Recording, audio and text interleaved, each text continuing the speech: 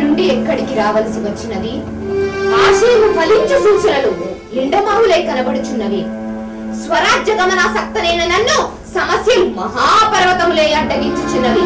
వాటిని తొలగించుకున్న మరుక్షణమే మానసిక దౌర్బల్య మహాసాగరపు భయంకరపు టలగ దగ్గిడి వారికి బదులు చెప్పగలను. కానీ స్వరాజ్య నావ నడుపు నావికులు నిదురమత్తులో ఉన్నారు. పృథ్వీపై నేను యుద్ధాల జ్వాలలు అంబరమంతటిని రక్తారుణ దీపంతో చెందుతున్నది. ఇది ఏదియో రానున్న మహోపద్రవ సంకేతముగా నాకు కనబడుచున్నది.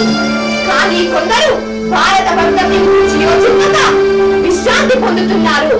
నృత్యగాన వినోదాంతరంగులై మధుపాన మత్త చిందులై వాస్తవ పరిస్థితులను అవగాహన చేసుకుని అదములుగా పడి ఉన్నారు.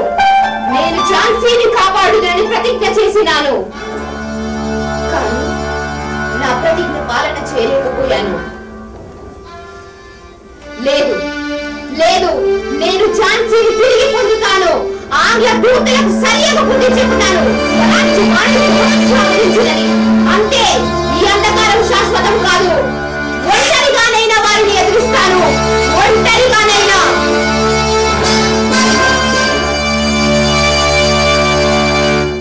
ఏమిటి వ్యాకులత? నేను ఒంటరిదాన్ని ఎలా అవుతాను? నా శక్తి సామర్థ్యములపై నా విశ్వాసం సడలేదా? లేక నా అనుయాయులపై నా విశ్వాసం సడలేదా? లేదు. ఆత్మవిశ్వాసము లేక ఇంతదను ఎట్లా పోరాడగలను? నాకు సంపూర్ణ విశ్వాసం ఉన్నది. నేను ఝాన్సీని తిరిగి జయించుతాను. తెల్ల మూకలను తరిమి తరిమి కొడతాను. స్వరాజ్యవాణి వెలుగులో పునీతనవుతాను. రావు గారు, నా జీవితంలో ఇది అంతిమ సమరమని నాకు తోచుచున్నది. నా వీరత కలంకితం కారాదు.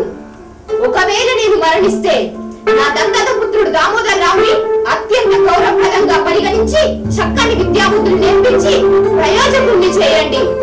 ఇది మా ఆజ్ఞ. నేను మరణిస్తే నా పార్థివ శరీరాన్ని ఇతర మతస్థులు తాకరాదు. తక్షణమే అగ్నికి ఆహుతి చేయండి. స్వతంత్ర సమర జ్వాలలు దేదీప్యమానంగా వెలుగొందాలి.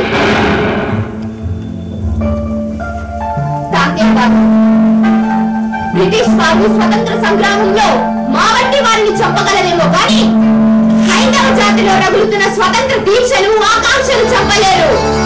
ఒకవేళ నేను మరణిస్తే వేల వేలు మాతృదేశ భక్తులు ఉద్భవిస్తారు. ఆంగ్లేయులను తరిమి తరిమి కొడతారు.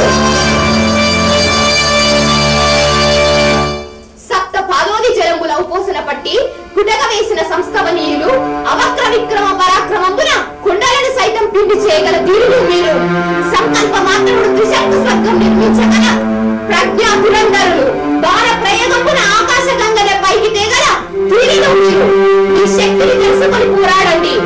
ఆంగ్లేయుల గర్జనలకు ధైర్యం వీడద్దు. సంకుచిత ద్వేషాగ్నులకు సమిదలైపోవద్దు. ఆ స్వచ్ఛమైన హిమాలయం వంటి మీ బ్రతుకుల్లో విషాగ్ని జ్వాలలు విరజిమ్మిన ఆంగ్లేయుల ఖరాల కంటాలను తెగనరకండి.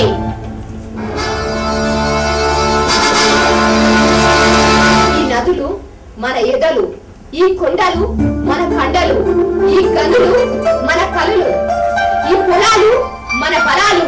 నీతి నిజాయితీలకు గోతులు తవ్విన గుండెనక్కలను ఆదర వేయండి. ఆ సేతు హిమాచలాన్ని నయవంచనలతో మాయోపాయాలతో దురాక్రమణ చేస్తూ విభజించి పాలిస్తున్నారు. విలయం సృష్టిస్తున్నారు. అఖండ భారతావని మానసాన్ని అల్లా కల్లాలం చేస్తున్నారు. వీర కిషోరాలే గర్జించండి. ఆంగ్లేయులను నిర్చించండి. అఖండ భారతావని ఆంగ్లేయుల దాసి శృంగాల నుండి విముక్తురాలను చేయండి.